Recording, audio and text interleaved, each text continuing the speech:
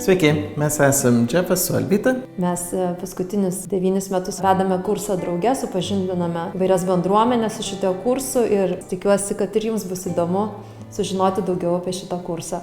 Mes kalbėjom apie emocinį artumą.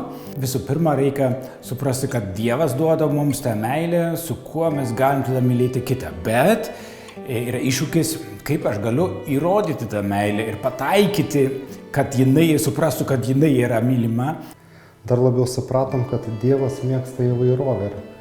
Ypatingai apie skirtumus šio kurso metu, kad skirtumai gali būti mums palaiminimai, o netrukdys būti vienas su kitu ir tik tai, kad to galėtume vienas kitą auginti. Skirtumai kartais trukdydavo bendrauti. Šitam kurse sužinojom, išmokom, kad tie skirtumai gali pridengti vienas kitą, mes galim papildyti vienas kitą ir augti kartu. Kas padėjo man asmeniškai labiausiai, tai įsiklausyti, išgirsti ir dar kartą klausyti. Ir tai patvirtino dar kartelį, kad reikia kalbėti, reikia atsiverti vienas kitam, būti dar atviresniais negu buvome iki šiol. Jausmas panašus, kaip pas odontologą, nueiti ne vien kai skauda dantis, bet ir profilaktiškai.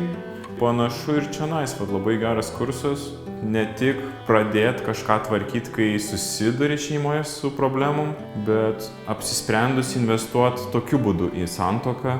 Iš tikrųjų, šitas kursas buvo pirmas toks mano gyvenime, kuris keitė mano požiūrį į santuoką, į iš viso bendrystę ir kaip tai turėtų atrodyti, į kur tai turėtų vesti.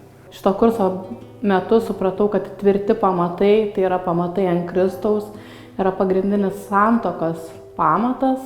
Tikrai kiekviena pora gali rasti, kur yra jos silpnos vietos ir jas pastiprinti. Čia yra visada užduotis susitikti, įeiti į pasimatymą ir tada kalbėti apie tas temas, apie ką buvo kalbama per susitikimą. Ir rekomenduojam kitom porom, nes visi ko gero galim pasimti tai, kad Dievas yra paruošęs, jeigu čia atvedi, jeigu Dievas kalba jums, jūs klausot ir tikrai nuostabių dalykų visur galim patirti.